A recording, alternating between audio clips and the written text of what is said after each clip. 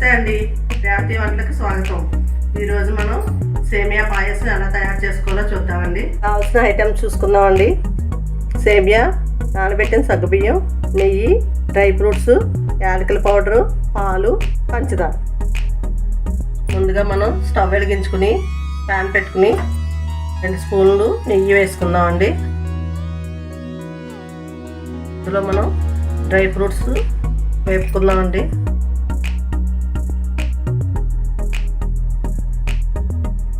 వీటిని బౌల్లోకి తీసుకుందామండి. ఇందులో మనం సేమియా కూడా వేసుకుని ఫ్రై చేసుకుందామండి, కొంచెం పచ్చివాసన పోయే వరకు.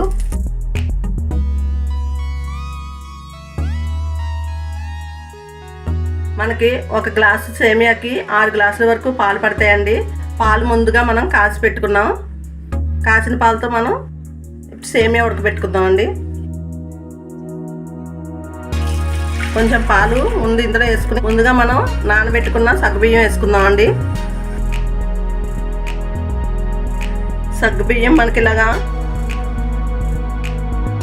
పేస్ట్ అయిపోయేలాగా మెత్తగా ఉడికిపోవాలండి.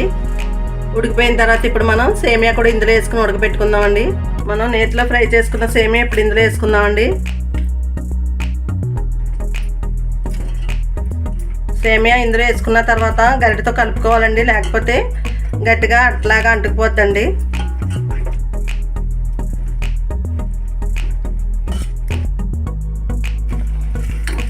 ఇప్పుడు ఇందులో మనం మిగిలిన పాలు కూడా వేసుకుందామండి.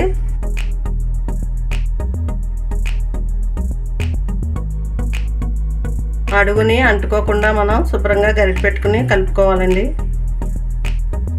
మీడియం ఫ్లేమ్లో ఇవి కొంచెం మెత్తగా ఉడికేటట్టుగా ఉడకబెట్టుకోవాలండి.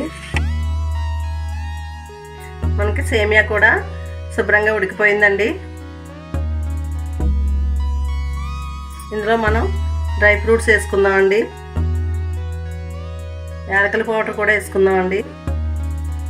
పంచదారతో కలిపి యాలకులు పౌడర్ చేశానండి. 1 గ్లాసు పంచదార వేసుకుందామండి. ఇప్పుడు స్టవ్ ఆఫ్ చేసుకుందామండి. ఇలా మనకి పలచగా ఉంటే ఇది చల్లారేటప్పటికి కొంచెం తోడుకుంటుందండి, అప్పుడు చిక్కబడుతుంది కాబట్టి మనకి అది సరిపోద్దండి. ఎంతో టేస్ట్గా ఉండే సేమియా పాయసం రెడీ అయిపోయిందండి. మీరు కూడా తప్పకుండా ట్రై చేసి టేస్ట్ చేయండి. వీడియో కనుక నచ్చితే తప్పకుండా లైక్ చేయండి, షేర్ చేయండి, సబ్స్క్రైబ్ చేసుకోండి.